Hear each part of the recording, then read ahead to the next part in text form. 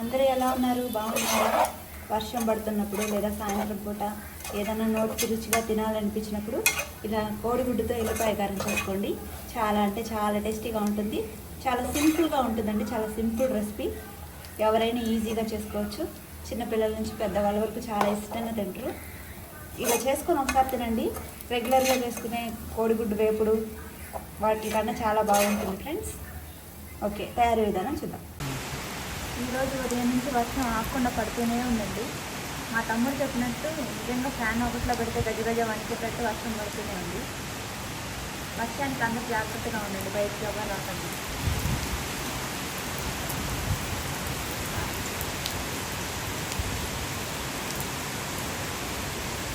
కోడిగుడ్డు ఎన్నులు కారం చేయడానికి ముందైతే మిక్సీ జార్ తీసుకొని అందులో 2 స్పూన్లు కారం వేసుకోవాలండి. మేమైతే కారం ఎక్కువే తింటాం, అందుకే కొంచెం ఎక్కువ వేస్తున్నా.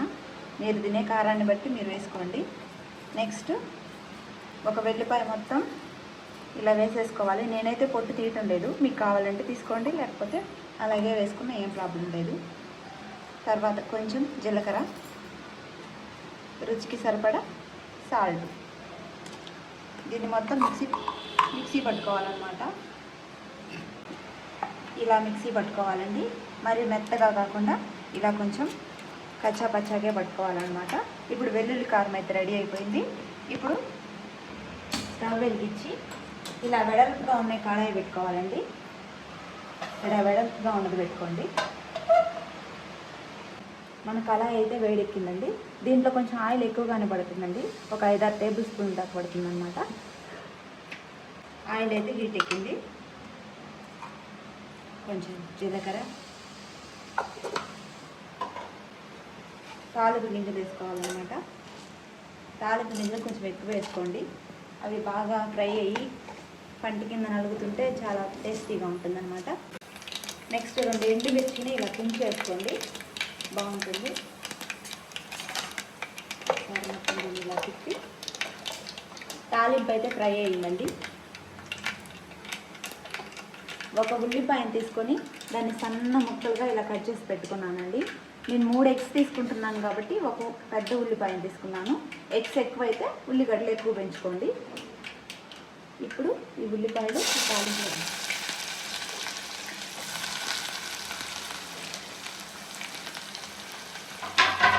వీటిని ఇలా బాగా తిప్పుకోవాలండి.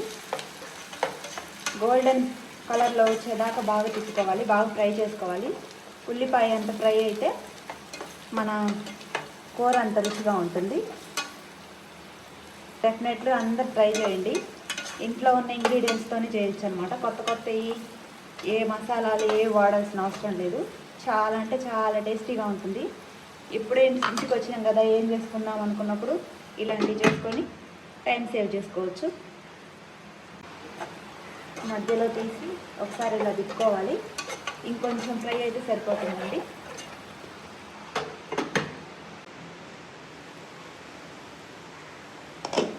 దాదాపు ఆనియన్స్ అయితే ఫ్రై అయిపోయాయండి. ఇప్పుడు కొంచెం పసుపు వేసుకుందామండి. ఆల్రెడీ మనం వెల్లిపాయ కారంలో సాల్ట్ వేసాం కాబట్టి ఇక్కడ సాల్ట్ చూసుకొని వేసుకోవాలి. ఎక్కువైపోతే బాగోదన్నమాట తినడానికి.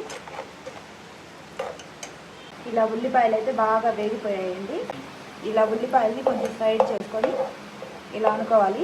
మధ్యలోకి మొత్తం ఆయిల్ అయితే వచ్చేసిద్ది. అలా చేసుకున్న తర్వాత మనం ఎన్నైతే ఎగ్స్ తీసుకున్నామో ఆ ఎగ్స్ను ఇలా పగల కొట్టేసి ఇలా మధ్యలో వేయాలి.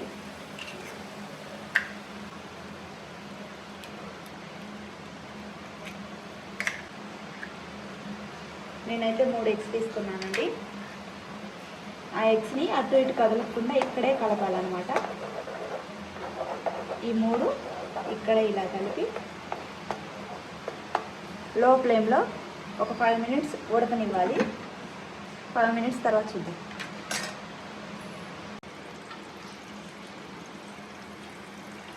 ఓకేనండి, ఎగ్ అయితే బాగా ఉడికిపోయింది. ఉడికిందాన్ని ఇలా ముక్కలుగా కట్ చేసి మళ్ళీ దాన్ని కూడా ఇలా తిప్పేయాలి. ఎగ్ మొత్తం ఒక సైడ్ ఇందాక ఉడికింది కదా, ఇప్పుడు రెండో సైడ్ తిప్పేసుకోవాలి. జాగ్రత్తగా ఎగ్గునైతే ఇలా తిప్పేయండి.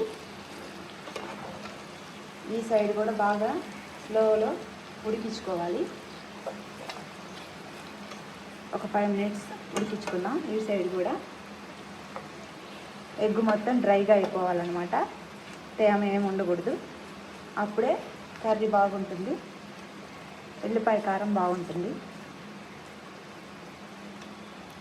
కోడిగుడ్డు ఎల్లిపాయ కారం రుచి రావాలంటే ఇక్కడేనండి. ఎగ్ ఎంత బాగా కుక్ చేసుకుంటే అంత బాగుంటుంది. తొందరగా చేసుకోకూడదు.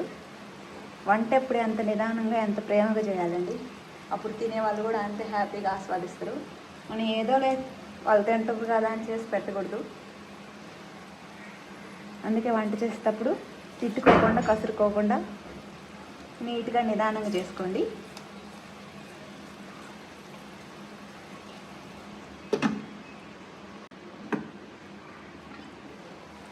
ఓకే అండి, ఎగ్ అయితే బాగా ఉడికింది. ఇలా ఉడికిన ఈ పెద్ద పెద్ద పీసులు ఉన్నాయిగా వాటిని చిన్న చిన్నగా చేసుకోవాలన్నమాట. ఇలా చిన్న చిన్న పీసులు లాగా చేసుకోండి. ఇలా చిన్న చిన్న ముక్కలు చేసుకుంటే తినడానికి బాగుంటుంది. ఈ ముక్కల్ని హై ఫ్లేమ్లో పెట్టి బాగా కరకర అనేటట్టు వేసుకోవాలన్నమాట. కొంచెం హై ఫ్లేమ్లో బాగా ఇలా తిప్పుకోవాలి. ఆనియన్స్లో గుడ్డేస్తే అది ఎగ్ ఫ్రై అయిపోతుందండి. అందుకే ఆనియన్స్ అన్ని పక్కకు జరిపి ఎగ్ అలా వేసుకోవాలి. ఎగ్ అనేది 2 సైడ్లు బాగా క్రిస్పీగా ఫ్రై అవ్వాలి. అప్పుడే తినడానికి బాగుంటుంది. ఇది పప్పులోకైనా సైడ్ డిష్గా బాగుంటుంది. రసం, చారు వేటిల్లోకైనా బాగుంటుంది. ఒట్టిగా అన్నంలో కూడా తింటే బాగుంటుందండి. చాలా టేస్టీగా ఉంటుంది. తప్పకుండా అందరూ ట్రై చేయండి. ఓకే, ఇలా ఎగ్ ఫ్రై అయిపోయింది. ఇప్పుడు మనం తయారు చేసి పెట్టుకున్న వెల్లుల్లిపాయ కారం అయితే ఇలా వేసుకోవాలి. మొత్తం ఇలా వేసేసి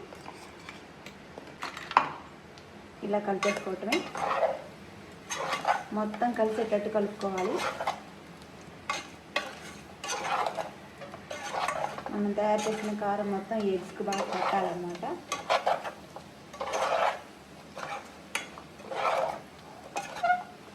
బాగా తిప్పుతూ కలుపుకోవాలి.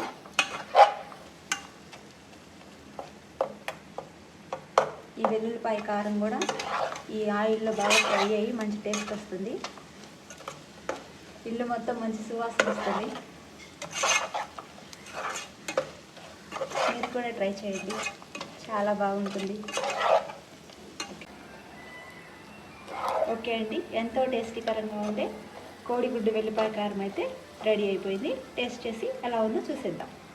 ఇలా వేడి వేడి రైస్లో ఈ కోడిగుడ్డు వెల్లిపాయ కారం వేసుకొని ఒకసారి తింటే చాలా బాగుంటుందండి. కూరలు అవసరం లేదు, ఏం అవసరం లేదు. ఒకసారి ఇలా కలుపుకొని ఆహా చూస్తుంటే నోరు ఊరిపోతుంది. తింటే చాలా బాగుంటుంది. మీరు కూడా ట్రై చేయండి. బాయ్.